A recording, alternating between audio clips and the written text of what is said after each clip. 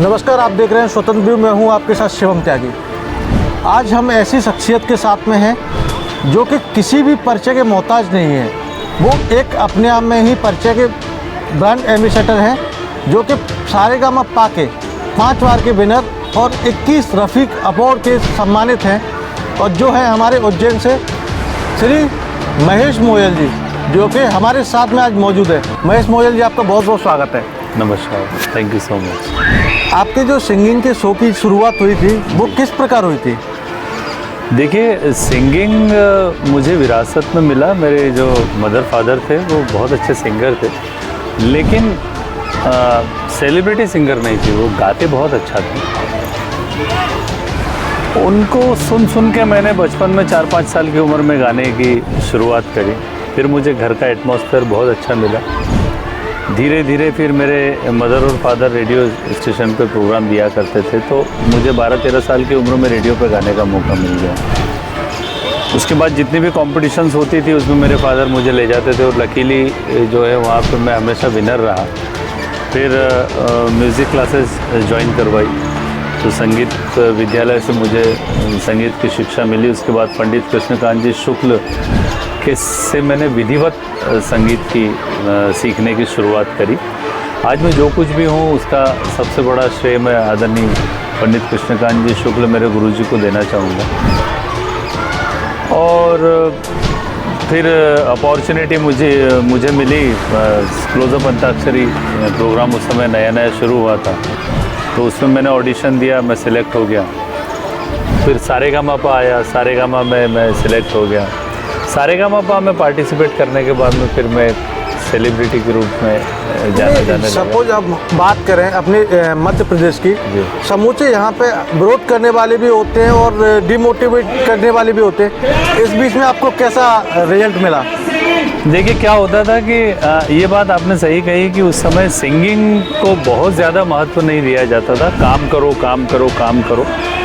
तो मुझे उतना ही टाइम अपने पुश्तैनी कारोबार में भी देना पड़ता था, और उसमें से समय निकाल के और मैं सिंगिंग में पार्टिसिपेट कर पाता था। लेकिन जब अपॉर्चुनिटीज़ मुझे मिलने लगी तो मेरे घर वालों का पूरा सपोर्ट मुझे मिलने लगा। और आज तो खैर माहौल बहुत अच्छा है। आज तो इवेंट्स जो है वो सर चढ़ के बोलते हैं। जितने भी पार्टी से जो सिंगर हैं या डांसर हैं या जितने भी कलाकार हैं, उनके लिए बहुत मंच है। लेकिन उस समय, हमारे समय, हम मंच के लिए तरसते थे, मंच नहीं मिलता था जी। जब आपको डिमोटिव करने वाले काफ़ी लोग मिलते थे तो आपको मन में एक गिलानी टाइप की या कुछ अजीब सा लगता था, या फिर आप अचानक से मंच में पहुंचकर जो पुरस्कार आपको प्राप्त हुआ उस बीच आपका क्या रिएक्शन रहा था? मुझे डिमोटिव करने वाले तो मैंने ज़्यादा ध्यान दिया नहीं जी, क्योंकि बचपन से ही मुझे मंच मिल गया था जी, और बहुत अच्छे अच्छे कलाकारों का सानिध्य मुझे मिला, आशीर्वाद मिला जी। तो निरंतर मैं प्रगति करता चला गया जी। और आप हमारे दर्शकों के लिए क्या मैसेज देना चाहोगे? क्या जो आज सिंगिंग कर रहे हैं और जिनको जो समाज डिमोटिव करता है, सिंगिंग हुआ, डांसिंग हुआ, काफ़ी सारे प्रोग्राम्स हैं अपने, उनमें समाज अपना डिमोटिव करता है कि एक्चुअली पढ़ाई पे ज़्यादा फोकस करते हैं, तो इस बीच में आप क्या मैसेज देना चाहोगे? देखिए, मेरा तो ये मानना है कि जैसे कोई इंजीनियर होता है, डॉक्टर होता है, या कोई भी मतलब अच्छी पर्सनालिटी है, वैसे ही एक कलाकार होता है। वो भले ही वो डांसर हो, भले ही वो सिंगर हो, भले ही वो एक्टर हो। आज आप देखो, बड़े बड़े क्रिकेटर्स हैं, आप जैसे तेंदुलकर को देख लो, ऐसे बड़ी काफ़ी सारी हस्तियां हैं जिन्होंने जब अपनी कला पे ध्यान देना शुरू करा तो कहीं ना कहीं विडंबना रही कि वो अपनी पढ़ाई पे ज़्यादा ध्यान नहीं दे पाया। लेकिन अगर उन्होंने बहुत अच्छे से अगर अपनी कला पे ध्यान दिया तो वो भी एक डिग्री होती है। और म्यूज़िक की भी मैं तो चाहता हूँ कि जिस तरह से इंजीनियरिंग, जिस तरह से डॉक्टरी की पढ़ाई होती है, वैसे ही बड़े बड़े इंस्टीट्यूट खुले जिसमें कि सिंगिंग की भी डिग्री हो, और उसके माध्यम से जो है कलाकारों को प्रोत्साहन मिले। और भगवान जब कलाकार जब बना के जब पहुंचाता है, और अगर कला की अगर हमने साधना कर ली तो उसके बाद में वो सारी नेमतें हमको दे देता है कि तुझे फ्लाइट में सफ़र करना है, तुझे विदेशों में घूमना है, तुम्हें बड़े बड़ी होटलों में रहना है, बड़े बड़े मंत्री, बड़े बड़े जो है ऑफिसर्स आपके सामने खड़े होकर जब आपको सुनते हैं तो वो एक कला की साधना की वजह से ही हो पाता है। तो ये आपको काफ़ी पुश्तैनी विरासत में बोलें तो वही मिला है। जी जी। इसके बाद में आपका स्ट्रगल किस रूप से अभी तक करते आ रहे हो और क्या है आपकी दिनचर्या? देखिए, मुझे सिंगिंग से बहुत कुछ मिला और स्ट्रगल तो आखिरी समय तक करना रहता है, क्योंकि मैं अगर कहूँ कि मैंने अरिजीत सिंह के साथ में भी शो किए, मैंने नेहा कक्कड़ के साथ भी शो किए, ममता शर्मा के साथ भी शो किए, है ना। तो एक लक फैक्टर भी कहीं ना कहीं चलता है कि आज वो इतने टॉप पे है और मुझे आज भी थोड़ा बहुत संघर्ष करना पड़ता है। लेकिन उसके बावजूद भी मैं जिस पोजीशन में हूँ, मैं अगर देखता हूँ तो ऐसा लगता है कि नहीं, मेरी पोजीशन भी इतनी ख़राब नहीं है। ऑल ओवर वर्ल्ड मेरे फैंस है जो मुझे पसंद करते हैं। जब भी मैं शो करके निकलता हूँ तो हर शख्स मुझसे कहता है कि हाँ महेश भाई, आपने बहुत अच्छा गाया। तो वो मेरी उपलब्धि है। आप किस अपने बॉलीवुड सिंगर को अपना एफएम आइकन मानते हैं? मैं तो देखिए, क्या होता है कि मैं एक स्टूडेंट हूँ जी, और एक स्टूडेंट जब स्कूल में जाता है तो उसे बहुत सारे टीचर्स मिलते हैं। मेरे लिए वैसे ही रफ़ी साहब मेरे टीचर हैं। रफ़ी साहब के अलावा किशोर दा टीचर है, आज सोनू निगम है, अरिजीत सिंह है, इन सबको मैं अपना टीचर मानता हूँ। सभी मेरे आदर्श हैं और सभी को कुछ कुछ गाने की मैं कोशिश करता हूँ, क्योंकि सभी से कुछ ना कुछ सीखने को मिलता है। जो भी बड़ा कलाकार होता है, जो बहुत अच्छा क्योंकि गाता है। आपको रफ़ी साहब के 21 अवार्ड से सम्मानित हैं आप, तो फेम आइकन हम उन्हें माने, अपने दर्शकों को यही मैं बताना चाहें? बिल्कुल, मतलब रफ़ी साहब जो है, रफ़ी साहब की जो गायकी है जी, वो बहुत बारीक गायकी है, बहुत बारीक। अगर आपको बहुत अच्छे से अगर प्लेबैक सिंगिंग सीखना है और अगर आपने रफ़ी साहब को बहुत बारीकी से सुन लिया, तो मुझे ऐसा लगता है कि आप 70% 80% तो आप गाने के लिए जो है तैयार हैं। और उसके बाद में फिर बाकी बहुत सारे सिंगर्स हैं, उनको सुनना भी ज़रूरी है, क्योंकि आजकल एक विधा पे काम नहीं होता है,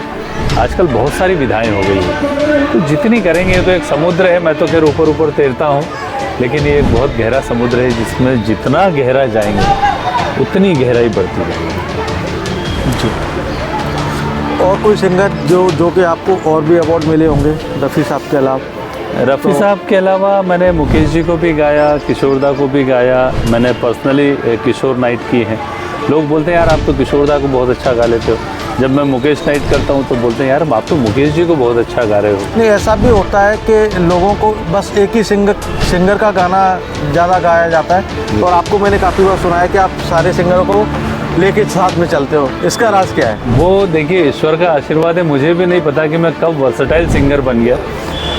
मैंने वही साधना की। मैं आपको बता दूं कि मैं 12-12, 15-15 घंटे डेली आज भी रियाज़ करता हूं। मैं सुबह 10, 11, 12 बजे से मेरे म्यूज़िक रूम में चले जाता हूं, तो रात की 9, 10, 11 कब बज जाती है।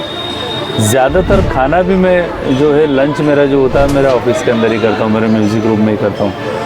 तो कोई भी कलाकार अगर इतनी साधना करेगा तो निश्चित रूप से उसे कुछ ना कुछ तो ज़रूर मिलेगा, जो कि मुझे भी मिला है जी। और भी कुछ आप मध्य प्रदेश से भारत के तमाम जगह पे जाते हो, ऑल ओवर इंडिया, वर्ल्ड भी जाते होंगे, बट आपको सबसे ज़्यादा जो अच्छा पब्लिसिटी लगता है तो वो किस एरिया में लगता है? कि आप इस एरिया में शो करके आपको एक प्रफुल्लित टाइप का मन होने लगता है? ये बहुत ही कठिन सवाल आपने पूछ लिया। मैं इसका जवाब तो यही दूंगा कि देखिए, जब भी मैं इधर भिंड साइड भी आता हूँ जी, तो मुझे बहुत अच्छा लगता है जी। मुझे ऐसा लगता है कि एक देशभक्ति के माहौल में मैं आ गया हूँ। लोग कहते थे कि मतलब मैंने भी पहले काफ़ी सुना था कि यहाँ के लोग ऐसे होते हैं, उज्जड़ होते हैं और बड़े मतलब उपद्रवी टाइप के होते हैं, एग्रेसिव होते हैं। लेकिन मैं जितनी भी बार यहाँ पे आया, मुझे देशभक्ति का माहौल मिला, लोग बहुत अच्छे मिले। और मैं यही कहूँगा कि वो एक समय हुआ करता होगा जबकि ऐसे लोग यहाँ पर रहा करते होंगे, क्योंकि जैसा माहौल होता है वैसे लोग हो जाते हैं। आज चंबल साइड का इधर का माहौल मुझे बहुत अच्छा लगता है, और सबसे ज़्यादा देशभक्ति के प्रोग्राम मैंने अगर किए तो इधर जोरा में, भिंड में, मुरैना में, लाहार में, इस पूरे क्षेत्र में, ग्वालियर में यहाँ पर किए। तो इधर तो बहुत अच्छा माहौल है। अभी कल ही हम लोग कहीं बीहड़ में से निकल के हम रास्ता भटक गए थे गूगल की वजह से जी। तो त्यागी जी बोल रहे थे, बोले आप यार गलत रास्ते चले गए थे। मैंने कहा नहीं सर, हमको वहाँ पे भी सारे जो लोग मिले बाकायदा रास्ता बताते रहे और ऐसा कुछ हमको लगा नहीं। तो ये बहुत अच्छा क्षेत्र है। और वैसे तो देखिए हम कहीं भी जाते हैं, अगर हम अच्छा परफॉर्म करेंगे और हमारा व्यवहार अच्छा होगा तो लोग हमेशा अच्छा ही मिलेंगे। जी। तो ये था हमारे महेश मोयल जी के वचन, जिन्होंने बखूबी दर्शकों को बताया कि उनके जीवन की शुरुआत कैसे हुई और उन्होंने कितना कठिन परिश्रम करके इस मुकाम को हासिल किया है। फिलहाल के लिए इतना ही। आप देखते रहिए स्वतंत्र न्यूज़। धन्यवाद।